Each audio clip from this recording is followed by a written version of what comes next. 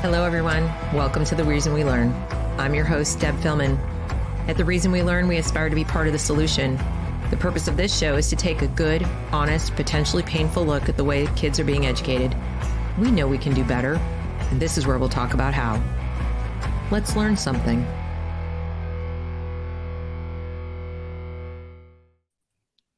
Hello, everyone. Welcome to The Reason We Learn and a very special edition of Dissident Dispatch. I'm so glad you're all here. Please, if you are not yet a subscriber to this channel, consider subscribing so you can be notified when I make new content like this. And since this is a live broadcast right now, please consider liking and sharing to anyone who would be interested in hearing from real teachers who are going to tell you about their real life experiences in the classroom or working with students today as they're coping with all the changes in education, specifically to academics. We talk so much on this channel and elsewhere about what's going on with the culture wars as if they're separate, as if it's something going on that, you know, we could have academics over here and woke over there. No, we are going to have a discussion about that tonight. So welcome to everyone. And without further ado, I want to introduce my guests, or rather, I would like my guests to introduce themselves. So we're going to go around the screen. And I would ask you to please just give, kind of name in a brief, sentence or two of who you are and what you do. And maybe at the end, one sentence, what is the one thing you're most afraid of right now about kids learning or lack of? Okay. So let's go, rogue teacher. You go first. Hello, everybody. I'm staying anonymous for the moment because I'm still a teacher in public school. Still in the belly of the beast. But it's important to put a face to this, that it's real people who have real concerns in the midst of all of this. So I have taught for 6 years in public schools. I teach middle school, and I'm still proud of what I do. Very proud of what colleagues do. But I am deeply afraid of many things that are going on in our schools. But for our subject of learning today and how Wokism is affecting the learning, the big thing that worries me right now is that teachers Your sound is cutting out. Your sound is cutting out a little bit, so we're having trouble hearing you. Can you do this? Can you turn your video off temporarily and see if it improves the connection? Okay, so we'll come back and we'll try without video because sometimes that fixes it. Okay, Beanie, you're next. Okay. I was a public school teacher, private school teacher. I'm a mom of 4 kids. 3 of them have graduated from public schools. 1 decided to go an alternate route after COVID. But during that time, I participated in some micro schools, and right now I'm a volunteer teacher in a micro school. And the students that we are working with right now, we have anywhere from pre-K up to 10th grade. And they all were in public school prior to coming to our school. And they are lacking so many basic skills. It is, and we tell them all the time, we're very honest with them, but we tell them, we're not going to lie to you and tell you that you're doing better than what you're doing. It's not your fault. Your school should have taught you this, but you don't know this. So we're going back to do this. So the biggest thing that we see is lack of literacy skills. So whether that be phonics, whether that be just core content knowledge, vocabulary, we try to talk with the kids regularly to sort of build up their vocabulary, and then just a stamina for reading. And, they don't have that. Everything that they did before us was on a screen. Everything we do now is pencil and paper. So I would say that my greatest concern right now where we're at, there is a lot with the Wokism and all that stuff that's going on there. But I think right now our lack of literacy overall with K through 12 students is my greatest concern. Okay. All right. Paul. Hey, thanks for having me here, Deb, and great to see everybody. I haven't seen all of you in person, so it's really nice to see that, or virtual person. I'm until a few years ago, I was a math teacher at a private school. for various reasons that didn't work out. And so now I'm leading a teaching alliance of teachers who are sort of like a Teachers Anonymous group, and we support each other with tactics and strategies for engaging in these very captured ideological environments. So I've learned a tremendous amount from this group in the past couple of months, and what I think is sort of the deepest problem that I'm wrestling with is this idea of facts. It's very difficult to actually talk about what a fact is. And maybe that's because I come from a math background, but a fact distinct from a narrative, and how, if a fact does not fit a narrative, the fact itself is discounted or not seen as relevant, and so on. So just trying, I think if I did get back into teaching, I would start with something around what a fact is, because I think that's a question that we need to have, we need to discuss in classrooms. Right.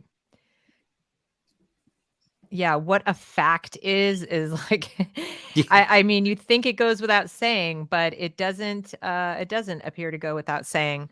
All right, Stephanie, let's go to you. Well, as a former history teacher, I can definitely tell you that it's not just as simple as saying a fact is a fact, because there's all sorts of reasons why some facts might be present and others aren't. But I digress. My name is Stephanie.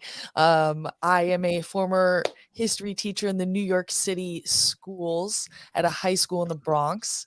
After the vaccine mandates, I am no longer employed there. And I was also one of the teachers who really stood up and spoke out when schools were closed again in fall of 2020. And currently I'm homeschooling my son, and I am doing a lot of education and child advocacy.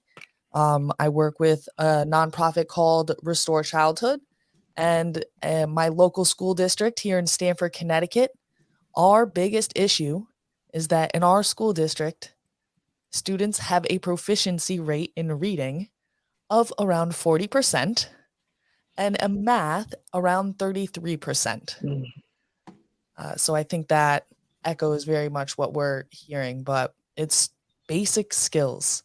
Kids just don't have them. And if you don't have that foundation, nothing else matters. You can't access the curriculum on grade level moving forward. Right. So even if we change what the curriculum is, it's not like we're going to suddenly fix everything. Oh, another fun fact. We only have 20% of our core classes with curriculum, with written curriculum. The teachers are just making it up the other 80% of the time. Right there. So it's like there was that. We can get into this, I'll let Teresa go, but that's another issue. Yeah. All right, Teresa. Oh boy, Stephanie, it's good to see you again. How you doing, girl? It's good to see all the rest of you as well. So I'm Teresa Sanders, and if you follow me on Twitter, it is what it is, y'all. I'm telling it. I'm sorry. I'm done. So I left in 2018. I started Safari Small Schools, and it's for pre-K through third who aren't thriving in the traditional classroom. And I have nothing, just nothing good to say about public education except for the kids are awesome. And, that's what makes it fun. And other than that, my biggest concern is that parents and other education stakeholders are never going to fully embrace how bad the system is. And we're going to continue to lose kids because we've been socially engineered to fully trust the system and to sit back and let the teachers teach, and we're losing kids. Yeah. And when you say we're losing kids, I mean, in some cases, we're literally losing kids. I mean, you've got, everything from kids are just kind of falling by the wayside and not getting an education, and their whole lives are going to be held back, all the way to they're getting so despondent they are dying. So, and I don't know about you guys, but I do attribute some of that despair to the feeling of lack of competency. So it's not, I don't think we can hang it all on emotional distress and mental illness. I think not feeling like you understand the world around you and that the adults are not making it any easier can just leave a person feeling very helpless and hopeless, especially if they're starting off in a, you know, sort of on a rung of the ladder in society where they know they need this competency in order to get out of where they are. And I think we underestimate how much kids are aware of that. All right. I want to get to also to dissident teacher. Are you able to? Sure. There you go. Yeah. Okay.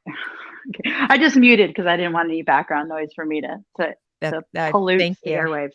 Okay, so I have taught for 20 years in California high schools. I have a master's degree in literature. I'm nationally board certified in social studies.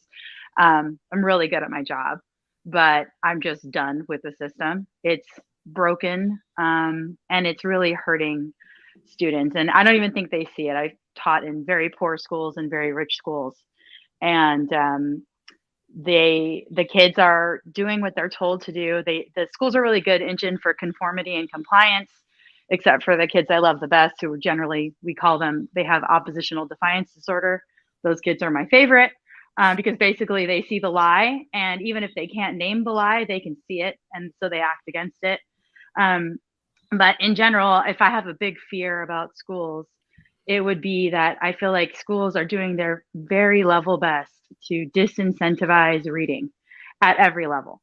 So they don't want the high school kids reading. They don't want the elementary school kids reading. If they do have them reading, they're reading absolute dross and pablum, nothing that's challenging, nothing that teaches them about what it means to be a man or a woman or whatever is in between that, right?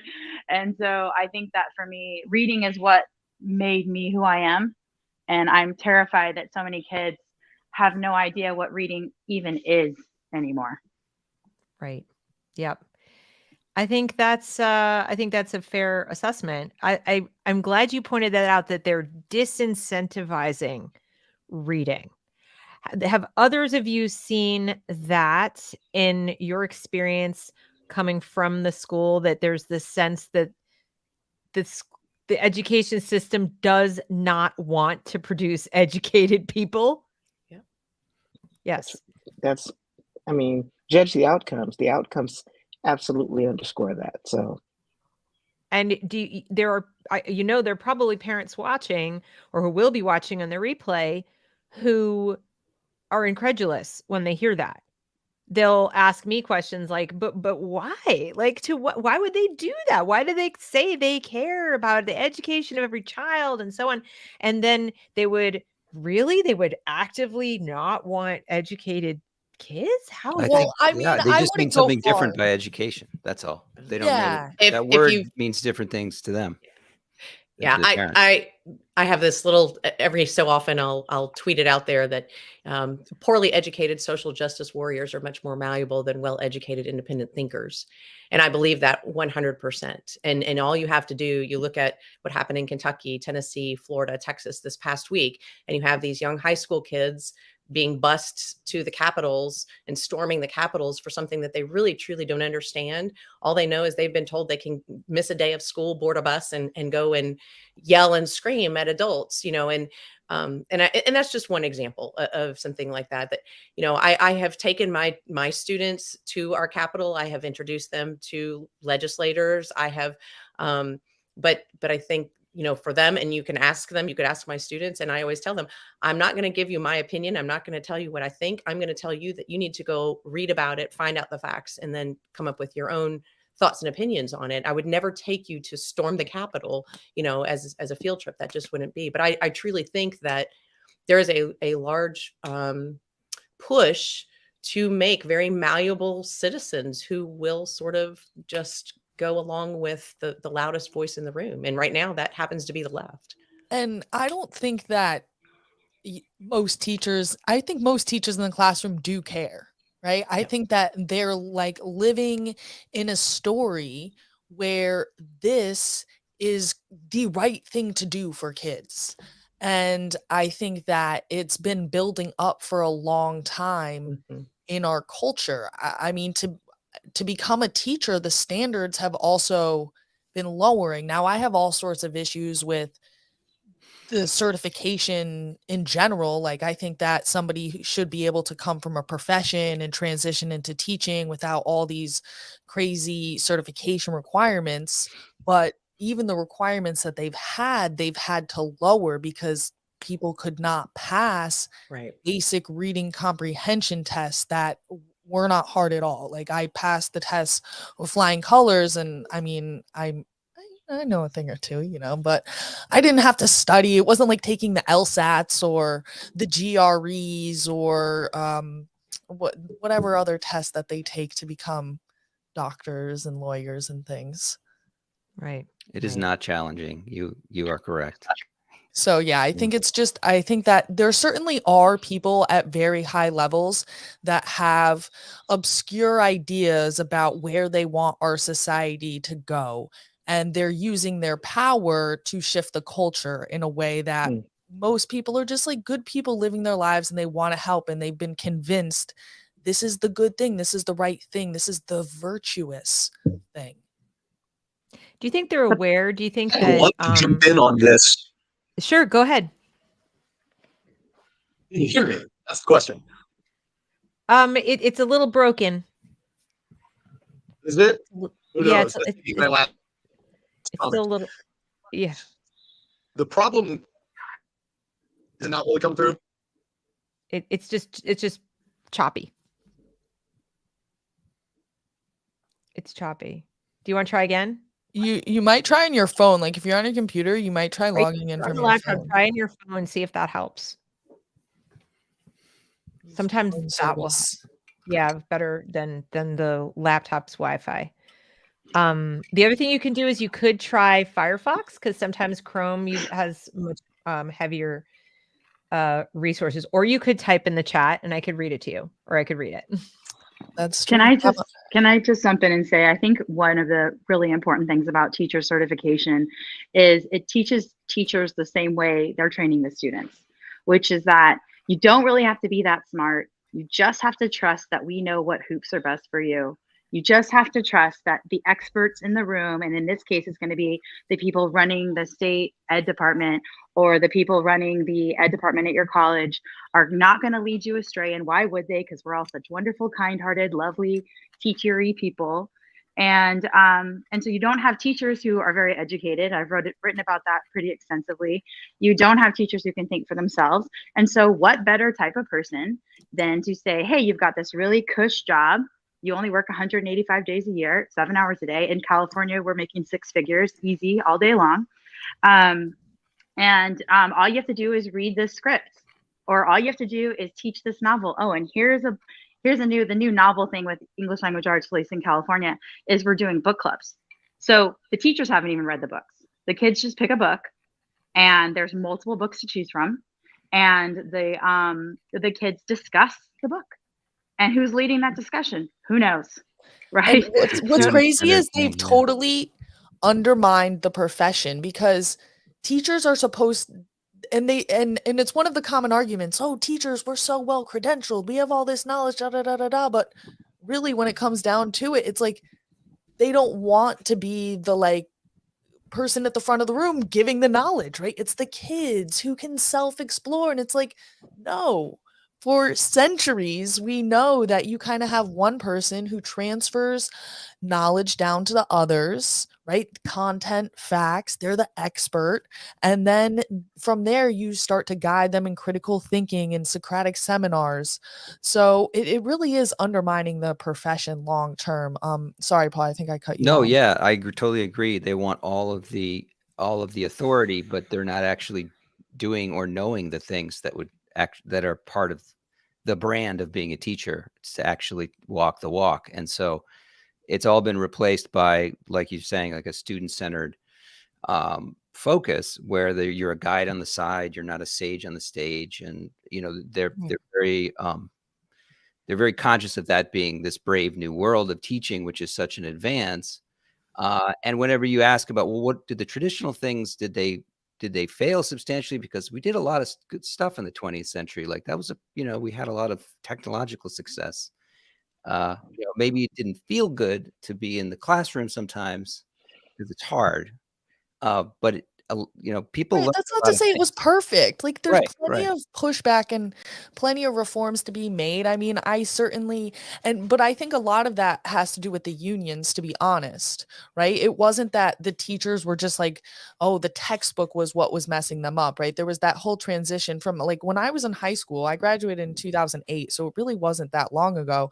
Like, we were still using overhead projectors and textbooks, but then that kind of changed by the time I became a teacher in 2016. There was no Mhm. textbooks anymore. Everything was digital, but it's not like the textbook went onto the computer. It was just like you had to recreate the wheel suddenly and come up with all, and so it's very interesting how the digitization change things. But also those teachers, like I had teachers, I remember distinctly, they'd be like, I get paid no matter how well you do on this test. I was like, really? You're an asshole. Let them know Yeah, to his face. that's something I want to touch on here, because one theme that I'm hearing is things weren't perfect, because we remember back even in traditional classrooms, like, oh, this was kind of boring and the teacher didn't make it. We would say, oh, this isn't relevant. Why do I need to know this? I remember saying those Mhm. things. But now I've learned as an adult that it wasn't their job to make it relevant. That's not their job. They can't know how it's going to be relevant to me in the future. It was the teacher's job. And I did have a few wonderful teachers who did this. And I started to think about, did they make it relevant to my life? No, they didn't make Romeo and Juliet relevant to my life. They made it beautiful. They made it relevant to the day, to being there then. So in other words, they had passion about their subject. Mm. Whatever they were teaching, they genuinely cared about. And through them, I was able to start seeing the subject through their eyes and say, like, what am I missing here? Maybe I'm missing something about Romeo and Juliet. Oh, look at the language in this. They could have chosen this word, but they didn't. They chose this other word. And just the sheer, just you pick up on that contagious kind of joy of learning and joy of experiencing this thing that you don't know about because you're a kid. And I why don't would you know. I know? think we should ban Romeo and Juliet. It sounds too like two lovers. They run off. Don't they do drugs or something? All these phallic objects. Very cis I'm voting on heteronormative. banning it. I think we do live in a highly entertained society too. I mean, we even expect our churches to entertain us. And so I think that parents and students alike come into a classroom expecting to be entertained. And I think that Teresa would agree with me. Sometimes I see what she does, and I'm like, oh yeah, I did that. Like I sat by a student and just helped them make the letter A. And was it tedious and boring for me? Yes. Was it tedious and boring for the student? Absolutely not. She was learning how to write the letter A. She was thrilled. It was exciting to her. And guess what? She'll show me 1,000 A's when we get back from spring break because she mastered A. And so I think that we, as teachers, think that our classroom needs to be fun and entertaining. And I know when I graduated from college in 1997. So even then, I was being taught how to make books entertaining for students, not how to teach students to read those books, but how to Right. make those books entertaining for those students. And even, science teachers are supposed to be over the top and experiments every day and all this, Everybody's Bill Nye. Right. And it's like, Hmm. no, teachers aren't actually Bill Nye and Miss Frizzle. Like we're just ordinary moms and dads and people of the world. And we don't. And so I think that's where we kind of have this, well, our students left today and they were bored. Well, Well, I think you can who be a boring cares? I mean, teacher and still passionate, because I absolutely. definitely remember I had Absolutely. Mr. Elridge. He was boring. A penguin too. He waddled around like a little penguin. But the man was passionate about his subject, and he would always tell us about how on his breaks he would travel to all these different Spanish speaking countries because he was just so passionate. Boring but passionate, so like I could get into it. It was Yeah. the boring and dispassionate teachers that were just there to clock in and clock out. And then you brought up the reading, the how you were taught in college. I think that's the perfect example that shows how the top down can really control things, Yeah. because in the 90s there was this leveled reading that was introduced, and so this was introduced top down through the curricula, while the science of reading was pushed to the side. Right. And so teachers just think they're doing the right thing. This is how you teach. This is, and then as kids are learning to read less and less, you just go down that slippery slope And then so as you're going down, you still need to feel good about yourself. So you tell yourself, you open yourself up to these stories, right? To getting further and further away from the truth because you're a good person and you're highly educated. You have a bunch of degrees. Of course you're doing good things. Yeah, I mean, I think it's true that most people go into it well-intentioned, but there's still too little emphasis, even when I was going to grad school in the late 80s, I felt like there was too little emphasis on helping me do the job of teacher well. And it is a craft as well. It's an art form as well as a science, right? So there's the science of learning, there's brain science, there's child development. There are things that we can learn for which we have evidence, right? This is, we can see over the years, this works, this is effective. And a lot of the traditional methods have a ton of evidence showing us that they work, like the science of reading. And then there's that art form. And it's not the art form of I'm the entertainer in the room. It's more about, taking the concepts and breaking them down in such a way that that particular audience that's right in front of you, that hopefully you've taken a little time as an observer to get to know and understand, that you understand they're ready for these concepts in this order, presented this way, in these bite-sized chunks. And then I'm going to need to review it this many times. And probably I've experimented. I'm sure, Paul, I think you've talked about this, that some year you try something and all that didn't work so great. So you go back and reevaluate and change up your teaching. You yourself are a little bit of a scientist. And one thing you get as when I started, like so many teachers, everyone's terrible, right? You learn over the years and gradually just become more and more efficient. You can sort of read a student and see that they're confused. And you're like, yeah, I know what this kid needs. And you just throw it out there. And maybe you're wrong, but you're wrong less of the time. And you can hit it in a faster, and then the kid realizes, oh, wow, that's it. I can do it. And it's this thing that is very difficult to describe how you get better at. Maybe it's just like seeing the same thing over and over, and then you can sort of cut corners. And yeah, also I think like when that first year, especially when you're teaching, the only thing you can think about is like, what am I supposed to be saying right now? Like you can't barely see the kids in front of you or remember what you said the previous sentence. Like there's a lot going on, so it's like that first couple of years you're just learning what you're supposed to be saying and hoping that nothing is going wrong with the kids. And then once you like learn what you're supposed to be saying, then you can really start to feel what's going on in your classroom. And then I was like, by year 4, I was like, all right, I'm in the pocket. Like I felt like a quarterback that I could just like take step backs, But that's where that strong curriculum becomes so important, because those first year, second year, third year teachers, they're just wondering what to say next or how to deal with that situation over there in the room. They shouldn't have to stay up half the night making up what they're going to teach the next day. It's ridiculous. And that's what's really pushing the teacher burnout. Yeah, I talked to a teacher. She's been teaching for, 25 years. She's getting ready to retire in the fall.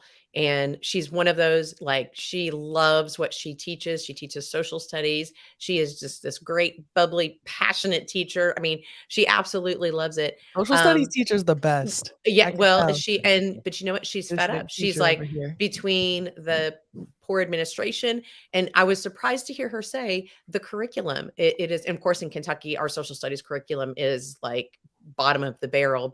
And so here is this teacher who has years of experience and a wealth of knowledge, and she's still saying the curriculum is insufficient. So imagine a brand new teacher coming in and having to figure out because there's also all kinds of behavior situations going on, and then having to figure out, what am I supposed to be teaching? It's just a huge problem. And that's definitely coming from the top. So I'm getting questions from the audience about, there's a couple of things that are coming up. First, and I put this up, so no measure of mastery of the subject. And the first thing I wanted to ask you, and then go back to their other question that prompted this, I'm hearing also a lot about, teaching and good teachers and not so great. And also, but one thing that I think most parents assume that isn't true is that their child's teachers are masters of a subject, or masters of all the subjects if it's elementary school and they're teaching all of the subjects, or at least masters of one. And then the rest, they're kind of like coming together. And what I'm noticing increasingly is there is very little to no mastery of any subject at all. Even, and there's too much stepping outside their lane. So for example, you'll see somebody teaching language arts or English in the social studies class and then vice versa. And neither of them are really good at either thing. Nobody knows grammar, especially the teacher, or punctuation or spelling. There's not a focus on mastery, period. It's just coverage. Oh, coverage could be like, we talked about it for 5 minutes. Okay, look, we covered it. That's Common Core. But mastery is not a thing. So now what we're getting is the question coming in asking you guys, what do you think, what is your take on ungrading?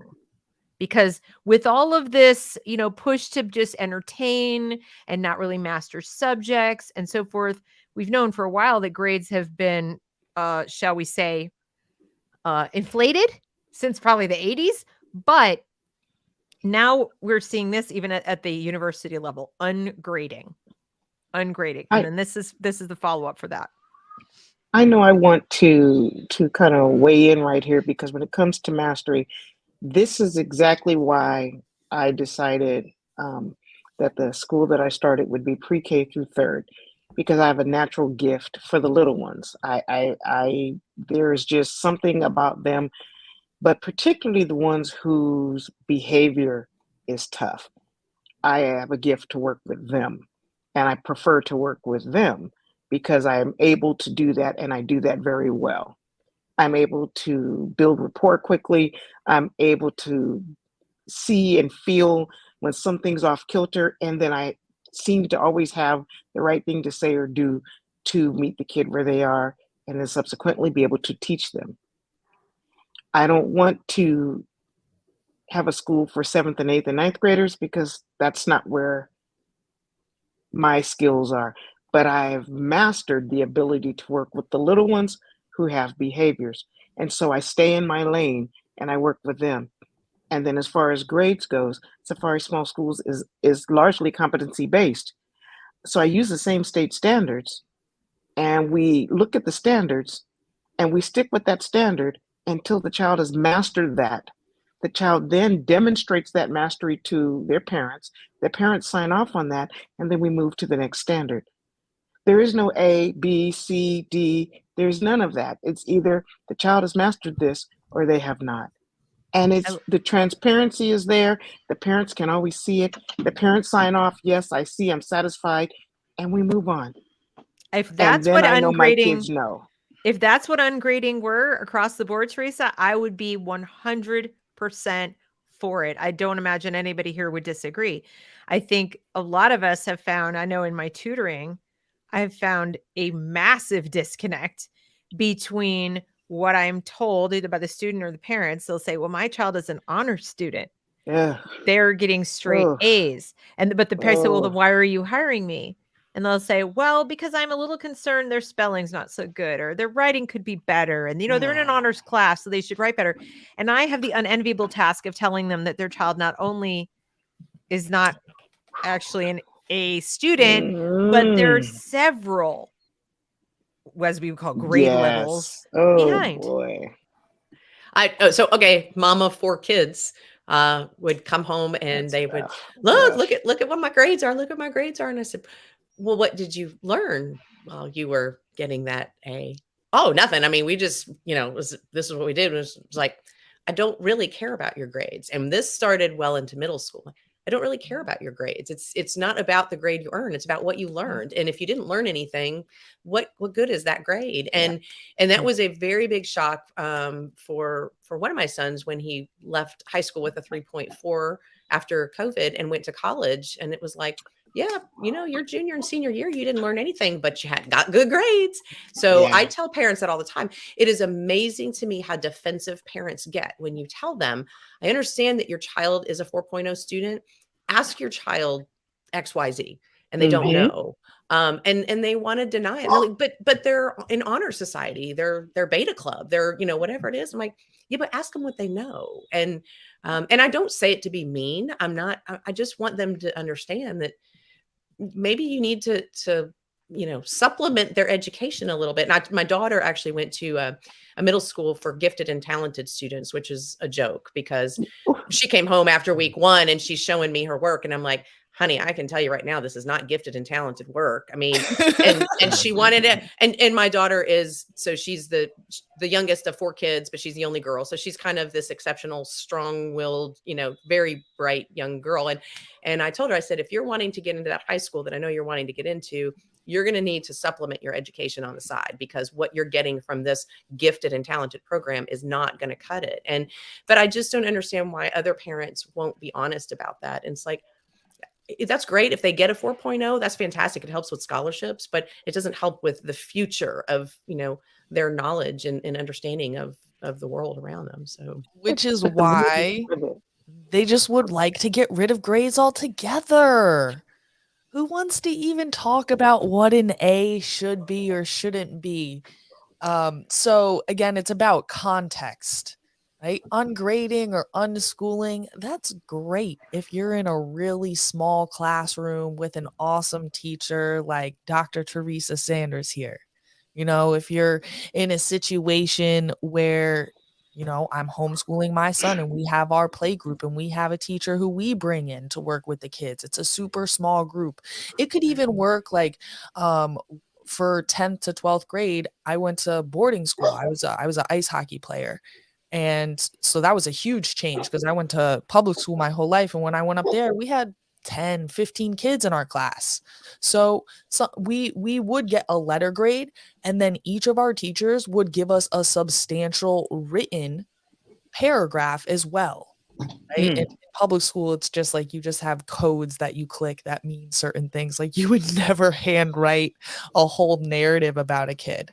So it's going to depend on the situation. So I get very hesitant when I hear about a large traditional public high school talking about ungrading or grading for equity. Oh boy. But also there's another word here though, because in the States, you'll see some of the new legislation is moving towards a mastery-based learning. Yeah, that's But another you have scam. to look out because it's not like, oh yay, like they've mastered this subject. No, your child could literally not learn any of the underlying pieces, and then the teacher just has to figure out some summary assignment at the end for them to get enough to pass. That's like to their grade level or something. Like it's very deceiving. So look out for that mastery-based learning if your kid is in a public school. Look at your state standards and what they really mean. I just wrote about this on my Substack, and I want people to read these, and everything's free on my sub. I'm just doing it out of, my state pays me a lot, so they can pay me to write. So anyway, you guys need to understand, not you teachers, but parents, you really need to understand that your kids aren't learning much of anything. I had the most brilliant AP students around in a really wealthy neighborhood. And my students couldn't write a damn paragraph. They couldn't put a sentence together. They struggled to read complicated texts. I would pull articles from The Economist, and that was beyond a lot of them. And that's not necessarily written at a super high level. I mean, yeah, there's vocab you need to know, but I taught them that. So there are things that you can't see, and definitely A's hide it. I wrote about specifically how equitable grading or ungrading or whatever works. And the issue becomes what we call the essential standards. And so you have a lot of standards in all the classes, especially in 9th through 12th grade. There's a ton of stuff to cover, right? But teachers then sit down and go, okay, well, what are the real like foundational standards or the core standards? And there'll be like 4 of them.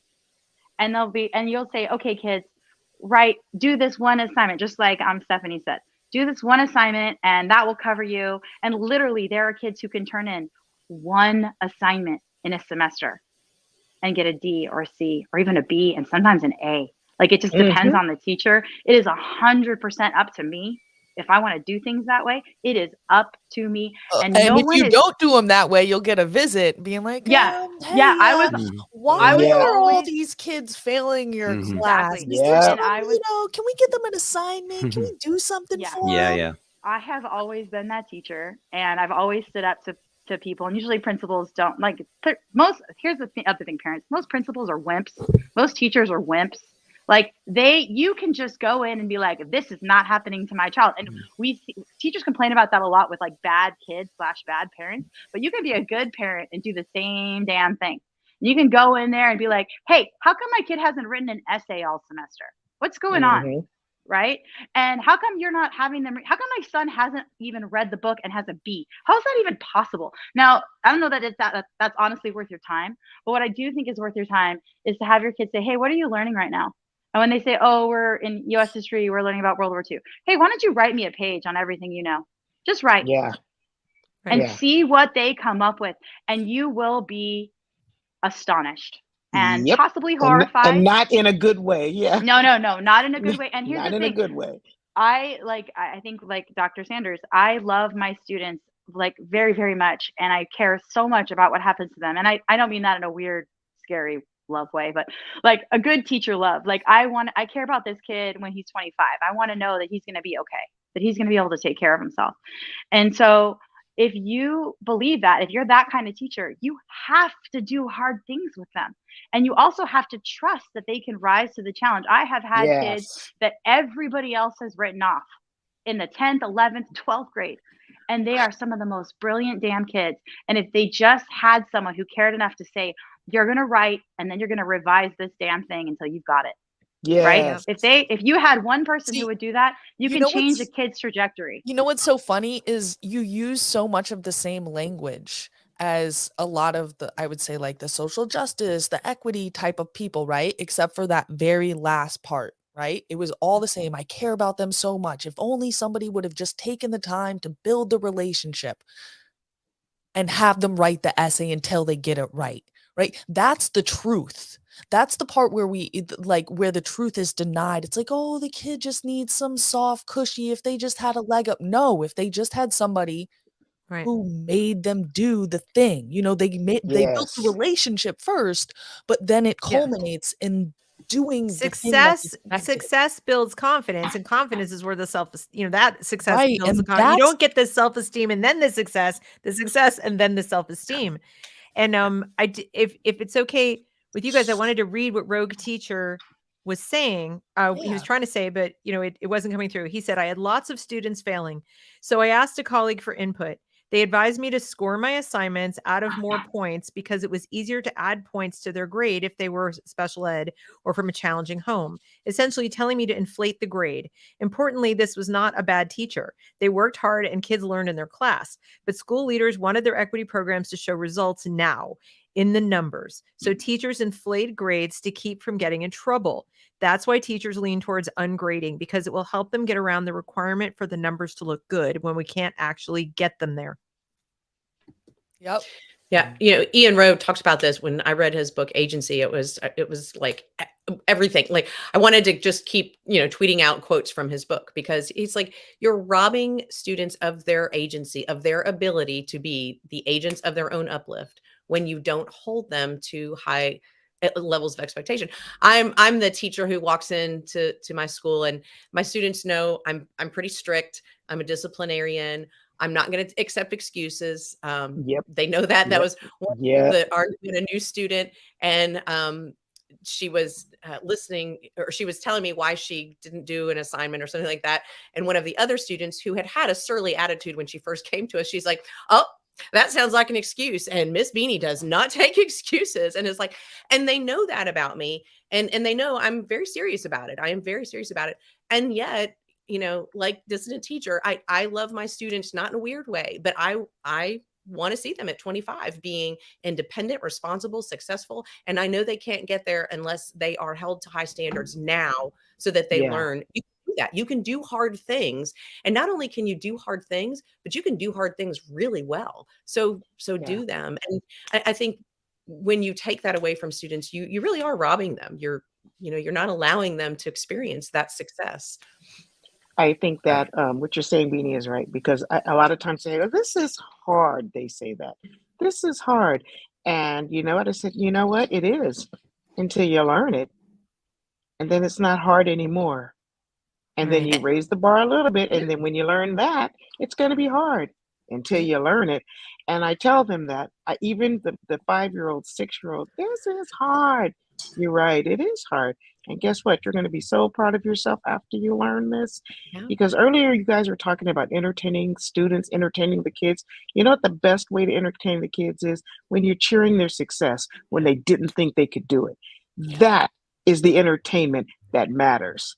Yeah. Because Well, I mean, they'll think sit about there. yeah.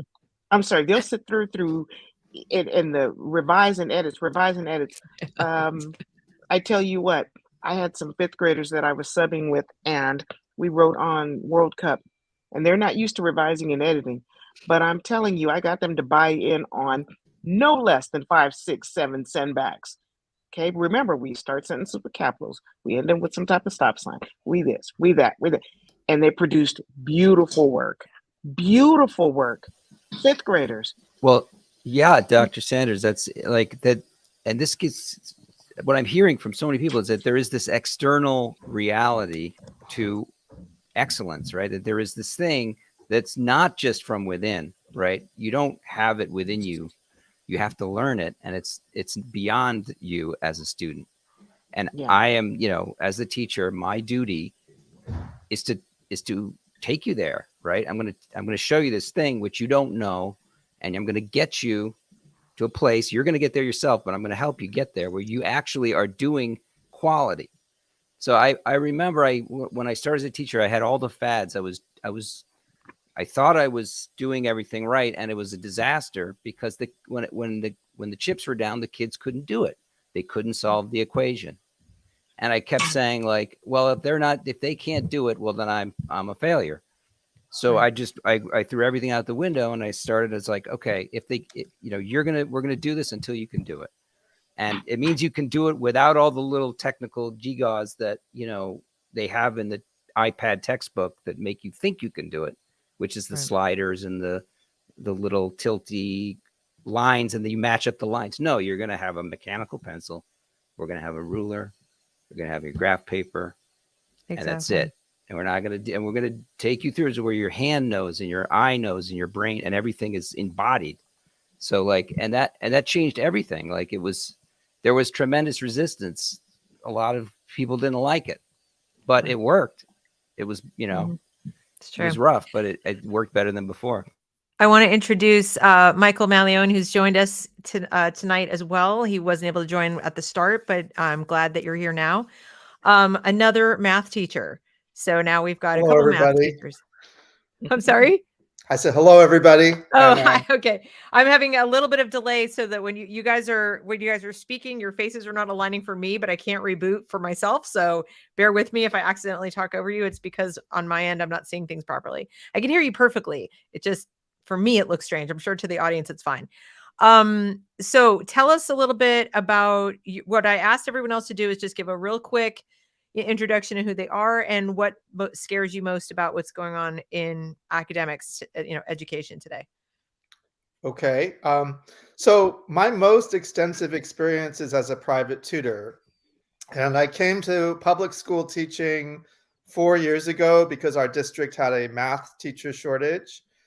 And that was I had no idea sort of how far things had progressed in terms of getting away from actually teaching content. So this was a huge wake-up call for me. And our district is using the CPM math curriculum. And it's all very group work. And basically the California math framework, which I've been opposing when I first learned, back in 2021 that this was going to be coming through. Part of it was right on the heels of using the California math or using the CPM curriculum, which is basically what the California math framework is promoting. It's literally promoting all the things that are already in that curriculum. And there's a blog post I can recommend that talks about it and its pros and cons and how the research they claim there's a lot of research, but there's not. And so I've been working with students privately to get around the fact that the schools aren't teaching the content anymore. And after COVID, I started getting people a lot younger. I'd always tutored high school. I started getting middle schoolers who were entering from 5th to compression in 6th who wanted to be prepared. And part of that was because of what happened in 2020, that spring.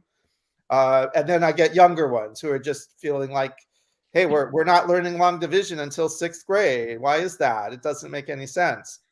As far as my biggest, what concerns me most, there's so many things, but I'm sure. the latest thing that has come up for us, though, is that our district had a school board meeting where they're talking about grading for equity. And Joe Feldman, I believe, is the author of the book. And they've already been implementing it. The teachers are basically going forward with implementing it. And between moves like that really are going to take away the notion of grading as any kind of measurement of what you've achieved. And I know they say it's all about mastery, but mastery grading just from the beginning is flawed because it's all these rubrics that are subjective and open to interpretation. We were And talking they're about that. removing the sort of, Yeah. I mean, maybe in a subject where there's less objective measurement possible, it makes sense. But in math, where point systems are really based on, let's give a smattering of problems that test all the standards and see how well you do. There's no need to change that. And between that and just removing more and more content from the actual math and this move away from, well, getting the right answer doesn't matter anymore. Math zombies, people who get the right answer don't really understand it. Where is that coming from? I mean, that is completely absurd. People You who can get take the a right picture of answer it on your don't really phone. understand it. You can take a picture of it, and then it just gives you the answer. Right. But apparently, I mean, there are people who are just using tools to get through it. But this is more, some teachers discovered students who were getting the right answer, but then they would either, when asked to explain something or given a question that asked them to think about why it works, give the wrong answer. And then the teachers will say, or the people who found this will say, these students have no idea what's going on, so they're getting the right answer. It doesn't show understanding. But I have to think it's just it's a cherry picking, I believe. Do you care that much whether your air traffic controller understands the math behind the right answer that they got? I mean, I don't mean to be glib. Right. I care if they understand, but I certainly would prefer the right answer when it matters. But it's a false dichotomy. The whole You're thing right. is just there Yeah. to be Harrison Bergeron and make, Right. you know, if you don't know, well, then you feel good because you're processing it on a cognitive. I actually had an educational psychologist tell all the faculty at my school that the speed at which, you know, speed of processing doesn't mean intelligence. Like, it doesn't mean if you can get the answer quickly, it doesn't mean that you're any smarter than someone who gets the answer after 2 hours. Right. Now there may be different things, but I'm sorry, like, there is definitely a correlation between, you know, being bright and getting it and knowing how to do it and doing it faster because you're quicker. I'm sorry, it just is. Yeah, I mean, over the long term, it might be different. I know, for example, in sports, there are plenty of kids who can, like, right away they pick things up, but then all of a sudden they go through their growth spurt and they peak, and like you know, and then the kid who kind of grew slow, then, you know, and had a steady pace ends up being the better one in the end. So Oh yeah, I don't want to say it's not developmental. yeah, no, individuals. for It's just- sure, it's no, just but to I say that there's nothing that these things are unrelated is, I mean, no, that's for just like, sure. you know, that's just not true. Yeah, I mean, yeah, it can vary from task to task, but yeah, like, definitely when some kids get things right away, you're like, okay, that kid's kind of got something special. I forget what else I was gonna say. Yeah, I mean, I think I was trying to get, just so you know, I'm trying to add one of Dr. Sanders' contacts who she's invited to join us, and I think we're just having some technical difficulties, but hopefully we'll get them in there. You know, I'm bringing, I may have teaching background, but I probably have more parent exposure, you know, as far as like dealing with the parents and their questions, and maybe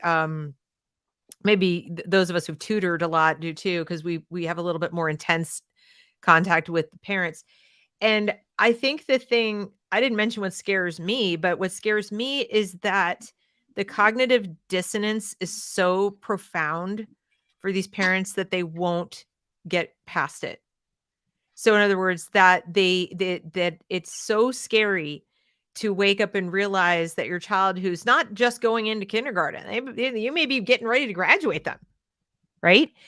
They could be in middle school. I mean, they could be pretty far down the path. And the thought that they're truly behind, and I don't mean behind in terms of, like, oh, they're a little behind in terms of grade level, but there's a wealth of knowledge they just don't know that they would have to know in order to catch up or in order to be an educated person is terrifying. And the lie is more pleasant. That if I have to accept what you're telling me, Deb, or what I'm telling you, all of you wonderful, teachers, then I'm going to have a little bit of an emotional breakdown because I'm going to have to face my child and realize I did the best I could. I sent you to the school. They said it was in fact, we spend huge money on our house in this great neighborhood with these high taxes for or the private school, like where Paul used to teach, so that you could get this amazing education. I was an alum there and it was great. And it wasn't what I thought. And how did I miss it? I think there's a fair amount of guilt and shame and fear and all these emotions. And I guess I would ask each of you, since it's so important that they get past that and accept where we are and where their kids actually are, and that it's never too late. It's not too late. You could have a junior in a high school. It's not too late to accept this reality and try to help them, approach education or get what they need. What would you say? What would be your advice to these parents? Well, one of the things that just listening to the position that you shared is, for some parents also, it is the acceptance of, I knew and I didn't do anything. I knew something was wrong or my child wasn't learning. And it could be you're busy chasing the American dream, your face is in a device, maybe you're a single parent and you're tired. Whatever the situation is, you also have to face your own failure. If that's the case, that wow, I should have known this, or I did know this, and I didn't rectify it, or I kept putting it on the back burner, or I kept working so we could stay in this big house, or we could do this, or we could do that, instead of, wait, let's stop, let's regroup. What do we need to do here? There's a lot of people who do know, but they also don't want to give up the Range Rover, the fine house, the fine neighborhood. They don't want to give that up. And so they listen to the, don't worry, she'll catch up. Don't worry, he'll catch up. Don't worry, he'll outgrow it. When in the back of your head, there's something telling you that, man, what if they don't? The worst thing that I ever hear from teachers that just drives me batty is, my kid's a straight A student. Stop telling me that. You're a teacher. You know what that means. Nothing. It means nothing. I hate when teachers tell me that. And so what would I tell them? This is where we are. So we can be here and worse in 5 years? Or do we want to stop and start regaining some ground now? And that's painful. There's no gentle way to say that. Yeah. So I know I wouldn't blame, but I would present the facts. Yeah. And work samples and proof here.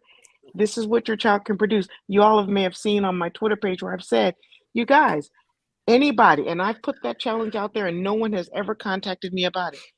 If your kid comes and asks you for a game or $5 or can I do this, write me a 1-paragraph, persuasive paragraph of why I should give you that. And if it's an acceptable paragraph, give it to them. But no one ever does that because maybe they don't want to know. Or maybe they did and they were disappointed or frightened. Nah, they couldn't get their kid to do it. Or they couldn't get their kid to do it. I was going to say, they get the, I did it at school. You're not my teacher. I don't have to, and please don't hear me making fun of the kids. They've been trained by the school to say these things. Parents don't know. We're the experts. I would say, as far as waking parents up, we have this huge push with social emotional learning because kids are more depressed and anxious and blah blah blah than they've ever been before.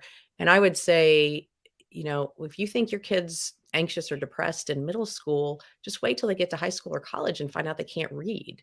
I mean, you talk about a kid who's anxious or depressed, and I have seen this, and I have actually seen this more in boys than in girls. I don't know what the correlation with that is. Girls Well, are dealing with boys girls are dealing less with their own likely. whole other thing. But Boys are less likely to learn to read. It's hard. Like they're yeah. more likely to have a reading disability or just never learn.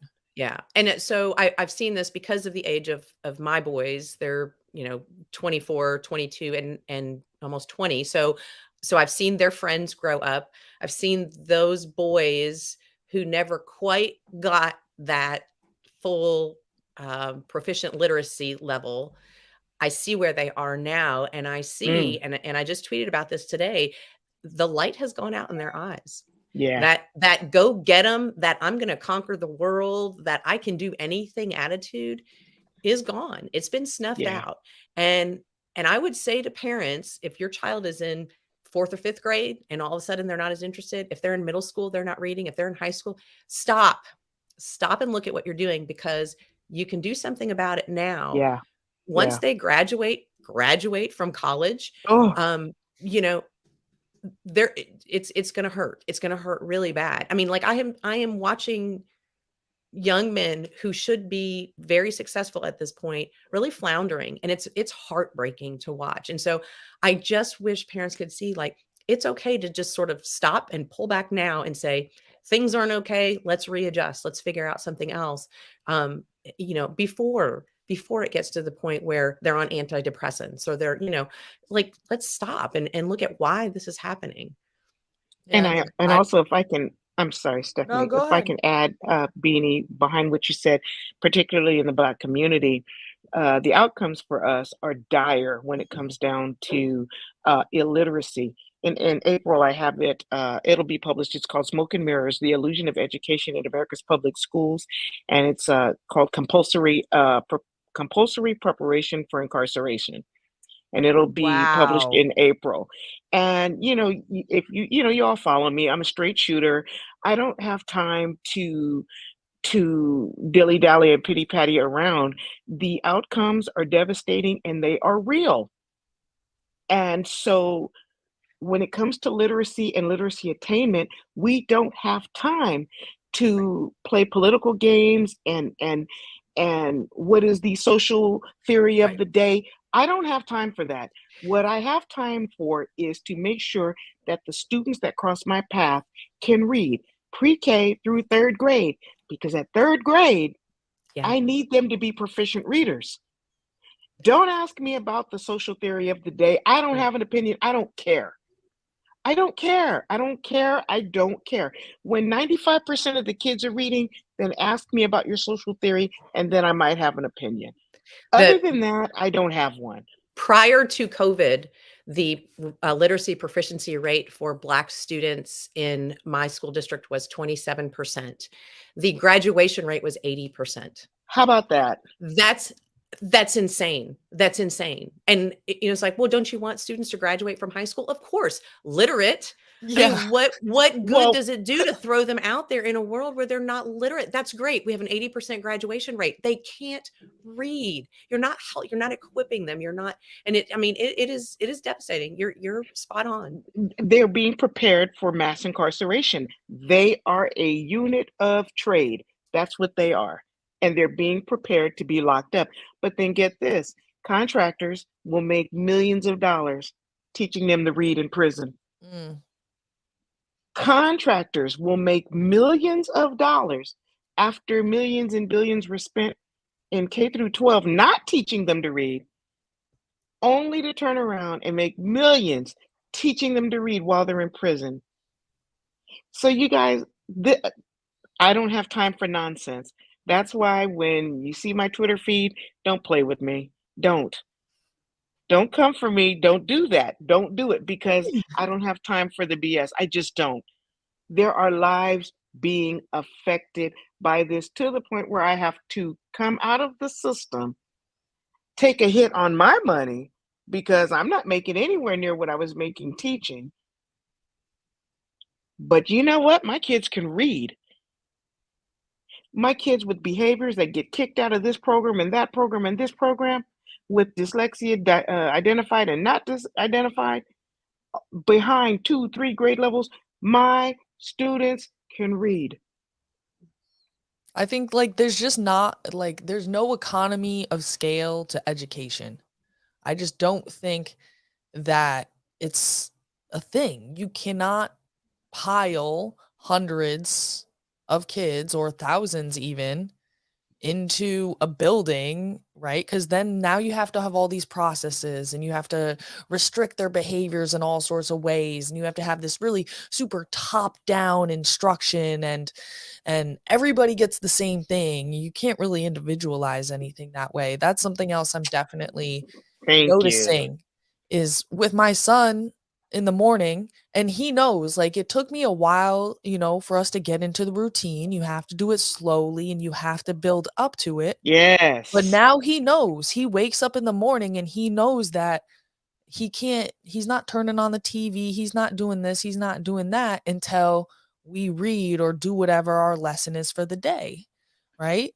And it only takes 20, 30, maybe 40 minutes. Like if we're learning a new concept or doing, something a little bit longer, or some days on Fridays, we usually do some sort of project or something that's like STEM or not reading or math basically. And so it's like when you do school, it adds in all of these things that now you have to figure out, what am I going to do with all these people? I got to keep them in line. And so there's a lot of things that come along with that. I'm a real big fan of the small schools. Maybe when you get up to the high school level, if the kids are all like legitimately within the same, like they can read on grade level, right? And they don't have massive trauma from being locked away for 6 months, a year, maybe longer, you can have a larger environment. So that's definitely one thing. But just in terms of the parents, I mean, again, I have a younger son, so I can't speak to somebody who has, a high schooler who's about to graduate, but maybe it can still apply. I would just say that I lost basically everything when I lost my job. Yeah. And it forced me to rebuild my life. And instead of rebuilding it around my son's, the local public school schedule, I decided to rebuild it around the school schedule that we determine and we make. And now maybe you can't take, I don't think homeschooling is the solution for everybody. I'm not one of those people that just like homeschool your kids, right? Because I don't think that's the solution for everything. But even if your kid does go to school, find a period of time throughout the day and set that schedule, set that precedent. And at first it might be hard. Your kid's going to fight you, right? Yeah. But you got to figure out how to break through it and build it up to the point where your kid is like, all right, it's time for our, our whatever, 5:30 math lesson. It's time for our reading. We're reading Harry Potter, and when it's time for bed, oh, what part are we at? What part are we at? So just start slowly and start building up and take your kid back, right? Yeah. That's and get them off the phone. Yeah. Yeah, that's so true. I did want to touch on the the big elephant in the room lately is school choice. And probably a fair number of us here were for it. Maybe some of you still are. I mean, meaning like, yeah, by all means, let the dollars follow the kids and they can choose in the free market of education, right? And I mean, I used to think that. And then I started learning more about how things work, learning more about just the layers of this onion and how, and the tentacles that are reaching even into private schools. I met Paul, heard what was going on in private school, this kind of things. I'm like, wait. Not all choices are good choices. Stop, right? And I all of a sudden I felt almost embarrassed. Like, Deb, you know better. You know that more isn't necessarily better. You went to private and public school. There are problems in both. So I dug into it a lot more. And now I'm realizing that everything we've talked about is the case, whether it's private school, public school, urban school, rural school, suburban school, good school, bad school, whatever has school after it, there is a consistency in what we've been describing, which is that academic rigor, I'm going to use the term rigor because standards doesn't mean anything. A standard in the Common Core lingo just means, children will be exposed to or presented with X, right? So the teacher can go, here you go. And they did their job. There's not a rubric for, as you pointed out, Teresa, achievement. Like, can you do the thing? And I think each of you in your own way have said, can you do the thing? And you can actually do the thing repeatedly, predictably, with confidence. Okay, now you can move on. That is not what works. That's not how it's being done in any school, with the exception of classical schools, which could be private or even a public charter if it's following a classical model, okay? Or homeschools. Or micro schools, and not all micro schools like Teresa Sanders' micro school, but then you have micro schools that are popped up from big corporate micro school companies that are coming in to grab the school choice money. So first of all, do you agree with what I'm saying? Is this accurate from your perspective? And if it is, how can parents vet a school? How can parents, look at their choices, so to speak? I personally wish they wouldn't take the government money because it means it's been funneled through the government and the government's going to get its fingers into what they're doing. But let's say they decide, okay, I'm going to leave the school I'm in and I want to go look for a different model or a different solution for my kid. What should they be looking for? How do they vet it to make sure it's not just going to be a repeat of the same thing or worse? If I may jump in as the developer of a school and an owner of a school, and as it relates to school choice, if you guys don't know, my school is 100% free of any government anything. I don't get government dollars for anything, and that's intentional. I don't want any government anything because if they're giving you a dime, they have some control over what you do. I'm not going to have that. So if vouchers or school funding where funds start to follow the student occurs and the government gets to tell me anything about my school, the answer is no. I don't accept that.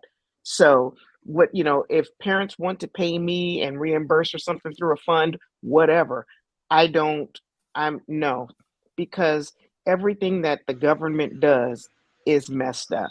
DMV, VA, the White House, everything that the government does, and that's any administration, anything that the government does is run poorly for too much money and it's ineffective.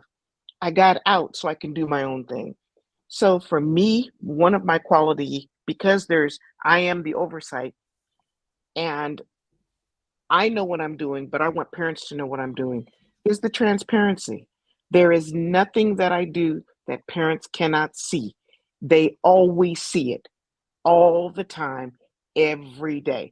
There is no curriculum material. There is no activity that we're doing. There's no lesson things, anything. Everything is there for them to see because their involvement is mandatory. Right. They sign off on every teak that the student has to master. The parents see it, they know what it is, they know how their child mastered it, and with the degree of help that the child got to master it. Either the child was able to complete this on their own, or they needed significant assistance, and even that's written on the assignment. The parent signs off on that because they know, yes, your child is able to tell me this, and this, but with this degree of help. My parents know it's 100% transparent. Yeah, I mean, and I think it's transparent I think if you go to these schools' websites, like whether you look at their curriculum or not, you can usually tell by the code words they have on their website. Like even at these super fancy independent schools, you're going to see a lot about equity and diversity and this. Like if you see those code words, there's probably not even a chance Now, there's a chance that some people hide it and they put on their website purely classical stuff, right? So obviously once you make it past that initial layer of looking at their website, you're going to want to look at the curriculum. I mean, do shadow visits, right? I think that's still a thing. But yeah, I would just say like if you're looking at the curriculum, that also means like you kind of have to know a little bit about what you should look for. That's right. Mhm. That's right. Yeah. Yep. So that, at least that's what so what I shared is what I do. I keep a checklist of the standards, and that way, if the child decides to go back to public school, then if the school were to ask, I can prove what the child did, how the child did. I've got work samples in a binder and a portfolio that I keep. So the parents always know, school where they're going in always knows. Never will the child be presented as some super scholar when the reality is that they're a C student at best. Michael, What you had the- some yeah. thoughts on standards themselves, like Well, speaking of standards. So just part of this mastery grading for equity, at least the way our district is looking at it, is reducing the standards into what are called essential learning outcomes, which represent what are sort of decided as the key, like what everybody needs to know. But it often amounts to less than half of all the standards. And the idea is, if they're using discovery learning approaches, we can't cover them all now because everything takes twice as long. So we decide which ones are important and we throw away the rest, which is a shame because in math, they're all connected. So the idea is that you're supposed to learn all of these things. And if you've covered them well enough that you pass or you do a good, you show proficiency on a standardized test, you understand enough to know how it all fits together and you've learned something. But what ELOs do is sort of take you to just the very basics that a C student would have to show that they knew and grade everyone on basically how deeply can you go over those C student things. So, everybody's learning just the base, and then it's how well you can communicate and show your depth of understanding according to the rubric, as opposed to how many related tentacles based on that knowledge can you apply, which is what the point-based system was more about, because the questions would be chosen from a wider variety of standards that you're supposed to know, subject standards, content. You mentioned discovery learning, and I just want to make sure that the audience knows what that is. Yes. Does anybody else want to introduce that one? I'm happy to take a stab at it. So discovery learning is where, rather than having direct instruction or explicit instruction, where the teacher gives a lecture, and mind you, when we say a lecture, we don't mean the teacher's up there for 40 minutes lecturing on the topic. We mean the teacher presents it and then says, here is work now to build on what we just learned. They might do an I do, we do, you do. The teacher demonstrates and then does it with the class. But the idea is that the students are then doing activities that they've been directed on how to do. And the new claim is that this is shallow, that they don't memorize it or learn it. It's all rote, that they're just being asked to memorize something that has no depth to it. And that discovery is much better, because the discovery is where they have an open-ended exercise and they sort of figure out for themselves what they're supposed to learn, often working in groups. Often they're very unstructured. Sometimes they can be more structured, but even then there's sort of this idea that they're guided through an activity that shows them what they're supposed to know rather than telling them what they're supposed to know. And often when I've been in classrooms where that's the case, most of the students are lost. They don't know what they're supposed to learn. And there's often this whole complex instruction. Actually, that's a whole other, if you haven't heard the term complex instruction, that's one you should definitely be aware of. Complex instruction talks about discovery learning, but it also has this idea that there's a low floor and a high ceiling, meaning that students with varying different levels of preparation and background can come to the same class and do the same discovery exercise and learn from it. And there's even this notion that the idea of a linear progression where you have to do one class before you do another is colonial, for lack of a better word. But yeah. They probably don't have to PTSD show up to class on goes time deep. either, huh?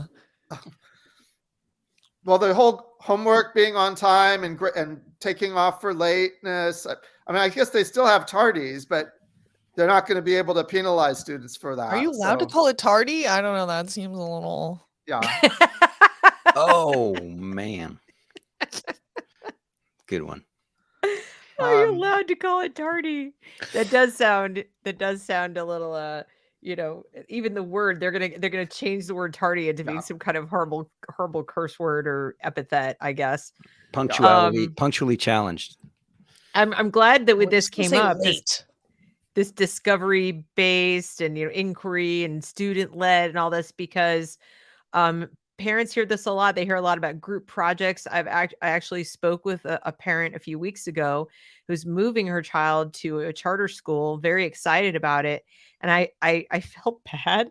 This is happening more and more. I'm that person nobody wants to invite anywhere because, I'll be talking to someone that's, I'm moving my kid to a new school. I'm so excited because, the local public school is so bad. So they're going to the charter, and it's inquiry based, and they're doing project work. And I'm so excited. They talk about these wonderful projects. And she was going on and on about the projects they were going to do and the projects. And I said, well, when do they learn knowledge? Like, when are they going to learn facts? And before this broadcast, I think, or at the very beginning, some of you were talking about the whole what is a fact? I want to talk about that. Explain to people in the audience how fact empty most of education is right now, that's not even really a high priority as fact-based knowledge. Well, I want to chime in on this because I think one of the things that is a problem just in the culture at large, right, is just that narrative has now dominated people's cognitive processing. So if something, the important thing is to get the narrative, and then you can cherry pick and Google and then pick all the facts that fit the narrative to create your thesis, whatever that is. And that's like rolling downhill, right? You can just, this thing supports it and this thing supports it. But is there a way to try to present, things that are real, right? That maybe could work for several different narratives, and then show a few of these different narratives. And, this is developmentally, probably more of a middle school or high school thing. And then have the kids, make suggestions about what narratives fits the data and the facts, rather than the other way around, which is I have this schema in my head of a picture and I'm going to connect the dots, right? It's really just sort of paint by numbers, and you find the dots that fit your image of what it should be. And so it's just inverting things and saying, look, there is this external world and there are things that you need to know that are important. They can be interpreted different ways, but they are true. And I think that has an add-on in that it alleviates anxiety in kids to know that not everything great has to originate from them, that they're not the source of all this wonderful, great stuff, that they know that they're tremendously anxious. They know they don't know anything. Okay. That's your job. You're the adult. You're supposed to teach them how to do things and to have an external reality of real things that are understood collectively to be solid.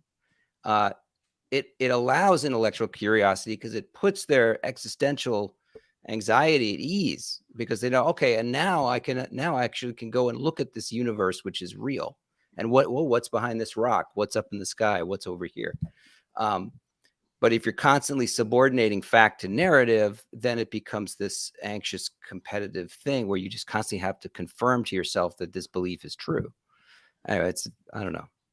No, I'm so glad that you actually, clarified that. Yeah, I because think it's there's not also just memorizing facts. there's they're inverting it. There's also this idea that, they can just Google it. You don't need to remember anything anymore. You can just Google it, which obviously has the pitfalls of falling into the narrative thing. But even regardless, besides that, if you don't know facts off the top of your head, you also can't have critical thoughts off the top of your head, because critical thoughts are about saying, okay, I have this fact, I have this fact, I have this fact, and trying to figure out how do they go together? Do they make sense? Am I missing some facts? You know what? This fact actually, it kind of looks a little funny. I want to re-look at this and go back to the source material. So I think that's another big thing that's really happened is this idea that, well, facts really aren't valuable, right? Do kids even memorize their multiplication tables anymore? Well, Not the that's ones something that where our students have not. Yeah. there's a move against it, and I think Joe Bowler quite famously a few years back said that she felt they were unnecessary, that she never learned them herself. But I was going to say even worse than this is this idea that students are now invited to co-construct the reality. So rather than coming to the classroom to learn, they're taught that they can be active agents in co-constructing reality. And it's fine. You want them to have a sense of agency over their learning. But now the idea is that the reality doesn't matter. There is nothing outside to learn. Right. So, It's like they take the nice flowery language that we say, oh, we love our kids' imagination. Don't squash it with the system. But then they totally just like cut the tether, and then they're just Right. like, there they go, and they go, and they go. Unbelievable. Yeah, it's a And false so- dichotomy between rote learning, as rote learning is this bad thing, and that somehow there's this wonderful world of inquiry and discovery and inspiration that you come. If you don't have the basic rote understanding, and look, rote doesn't mean, people say rote and they get this image of like rows of desks with somebody like Pink Floyd's The Wall. No, there's a lot of wonderful ways to learn things by rote. You can use music, and you can have games, and you can there's fun ways to learn, to memorize stuff. But then only if you know that much can you actually turn things over your head, real things, and then get ideas and inspiration from that. Like you need to build one on top of the other. Yep. And in what you were mentioning about Stephanie, about having the facts so that you can look at a fact and say that one looks funny. I mean, this is helpful across all subjects, but I would think in particular math, and we live in a world of math. Numbers are thrown at us constantly. Just look at what happened, unfortunately, in Tennessee last week. Now we're hearing, this 40% of guns are only 40% of gun sales are ever background checked, right? This percent of that, and that percent of this, and this number of such and such, and this compared to that is. And kids are getting numbers thrown at them constantly to justify all manner of policies that could affect their lives, that really affect their parents, affect their lives, affect the cost of things, affect their whole entire future, their liberty, you name it. And they have absolutely no frame of reference to use to say that doesn't make any sense. Like that, those numbers don't add up, or correlation isn't causation. I was like, okay, so this is correlated, but that doesn't mean it caused that. They have no understanding of any of this. And that's not just the memorizing of the facts, but it's the understanding that the reason we memorize some facts is so that when we're presented with other facts, we have something with which to evaluate whether they are true or even worth considering.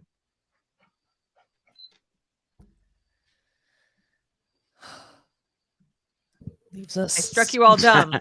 Nobody's thinking. But I think that's with math. That's what I notice. I'm noticing numbers constantly, and I see people repeating them. Like, well, this is so. Grown adults, people my age. Lies, damn lies, statistics. There's also this reinterpretation that every fact you thought you knew is actually not so, and that's a part of what's sort of happening here. So yes, the facts that you were taught 50 years ago, well, they're not really facts because, we're now saying they're not true and making a narrative that claims they're not true and then finds whatever evidence to justify, just, refuting long-held facts. I feel bad. Beanie departed us because she has not been feeling well. She's been struggling with a cold and so forth. So she said, thank you to everybody for this panel, and had to bow out, and thanks to the audience as well, but we can continue. yeah, that you're right. Now everything you learned is bad and wrong, and all that math knowledge, Michael, is colonial, right? Benjamin 2 + 2 Banneker is didn't 5. exist. Like, forget Benjamin Banneker. He wasn't black. It's like they're rewriting history, the facts of history, to support the narrative that they don't need to learn anything else. You know, the lies go real deep, and we have a kind of a whole society that's based on the credential and the representation of the thing rather than the thing.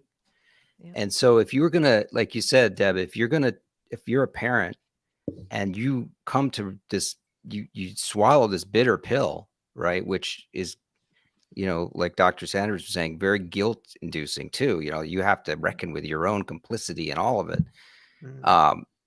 Even though I hope parents would give themselves a break, because it's everything everybody's wrestling with. But when I think there's hope, because if you can sort of drop out of this thing, sort of, you know, and recreate this world like Stephanie has, with, you know, a structure that is local and personal and works for you. You know, these are the places that the future is going to come from, because the old sclerotic, bureaucratic, top-heavy systems are, I think, they are really showing their age, and their joints are creaky, and they're going to collapse because they're just not producing real Can outcomes. we push them down the stairs? You know, yeah. I mean, yeah. Throw mama from the train. I don't know, something. Well, I think it's a combination of we have to build something new. We have to build infrastructure for the new, which everybody here, I think, is doing to some extent. We've got tutors, we've got micro school builders, we've got teacher group creators. But I think also you can't totally abandon the system where it is, because we see that they'll take up every inch that you give them. So I don't think that we can just fully retreat. And that's why it's really important to me that even though my son isn't in this public school system, that I'm very active in my advocacy in our local district.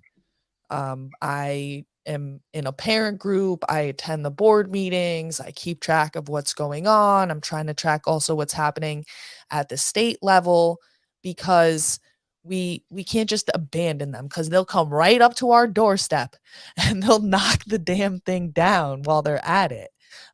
So I think we have to fight in both arenas. I do think that there's hope. While there are plenty of kids graduating not proficient in math or reading, there are millions and millions. I think the last number I heard was like 5 million, and it's probably more, kids that are being homeschooled right now, that are out of the system, that nobody has any idea what these kids are doing, but I guarantee they are light years ahead of their peers in the system. So I do have hope that those kids will save us. Well, you did something really important, and that is that you put your oxygen mask on first. That's what I've been telling parents too, because I agree with you. We all live here, and we're all going to deal with the consequences of a poorly educated population if we turn our backs completely on the system that isn't going anywhere tomorrow. But if you're a parent of a school-age child right now, you do have to put your oxygen mask on first. You do have to take care of your kids. That is what you signed up for. Just And don't then, do that thing where you put on your oxygen mask and then blow us off. Yeah, that's, and I had a lot of that from the open schoolers. I got a little chip on my shoulder, you know, like once their kids were back in school, once their kids had the mask off, once their kids got the shot and they were good, you know.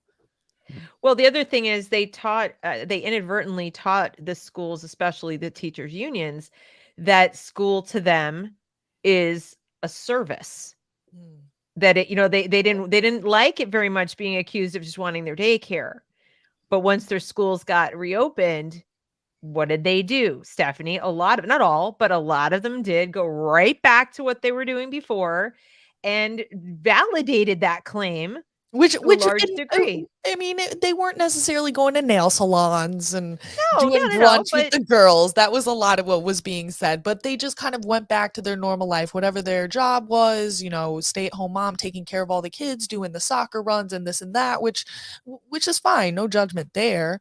But you can't just go through this thing where they're just like, oh, no school anymore. You got to stay in your house, and then oh yeah, like it's all good. We're good now, right? We're good. You won't do that again. You're not going to do that again, right?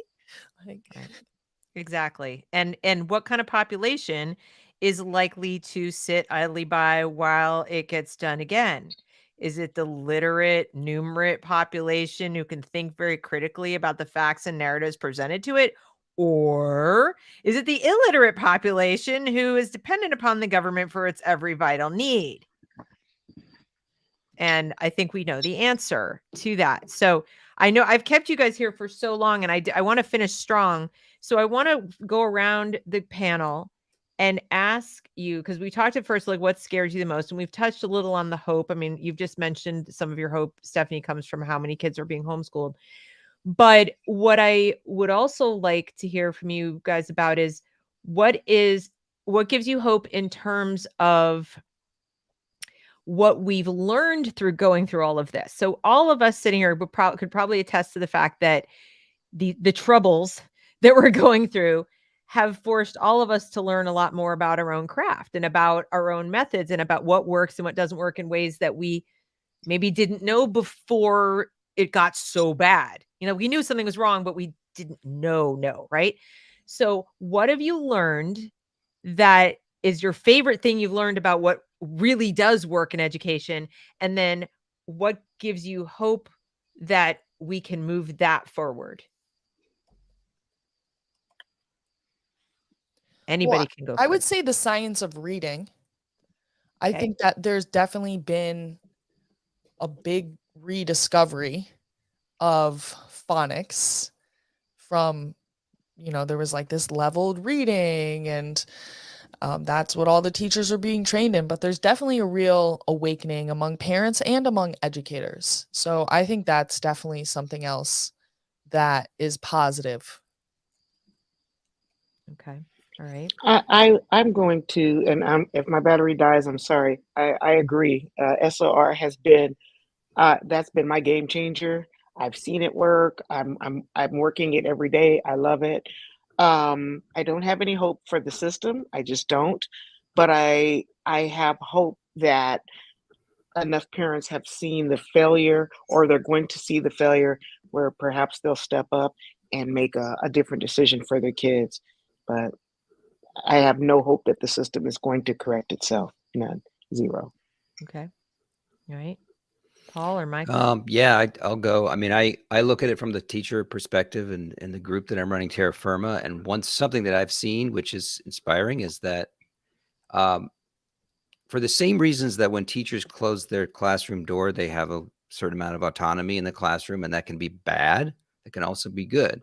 So, how can what we've been doing is finding ways for teachers to bring viewpoint diversity in a granular way, and to challenge a lot of these narratives that are sort of taken as gospel in a specific lesson without, they can't grab the heritage lesson for a unit and then use that, right? But they can bring things in a subtle way and ask certain questions that will get kids thinking in a different way within a certain risk tolerance of what their administration wants and what the kids in the classroom are expecting.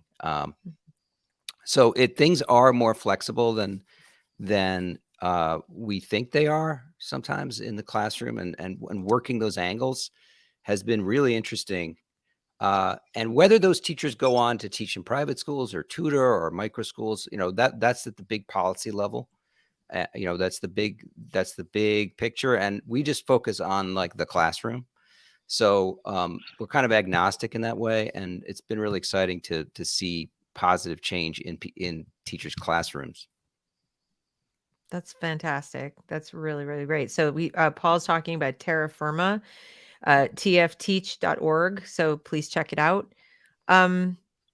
That's great news. Michael, what about you? I guess I would say what's most sort of inspiring and hopeful for me is I do see parents aware of this. I see San Francisco parents, they recalled 3 school board members because it was so clear to them how far things had gotten out of hand. And there's a huge resurgence now of recognizing enrichment as necessary. It's no longer a question of, well, enrichment is only for, hoity-toity people who want to, think they're better than everyone else. There's this clear awareness that what the schools are covering is not enough. And so I have to think that awareness itself will lead to some action or reckoning, in relatively short order, I hope. I hope so. I hope so too. Dissonant teacher, do you want to unmute perhaps and add your 2 cents? I do, and I'm sorry if it's loud where I am, but I think the thing that I'm hopeful about is this idea of hopefully, it's a big battle, but I think that classical education, if it's well run by really powerful, strong, authoritative, highly educated people, which is already a big ask, if it's run by those people and it's held to its standards, and you have the rigorous curriculum, and it starts to get footholds in different places, it's going to force the public schools to adjust. We have, at my school last year, we had a 2,000 kid waiting list. So, wow. And that's, and by the way, this is a fun fact. It was capped at 2,000 by the county. It would have been bigger. The county wouldn't let us go past 2,000. And so basically their parents are hungry to get their kids out of these schools.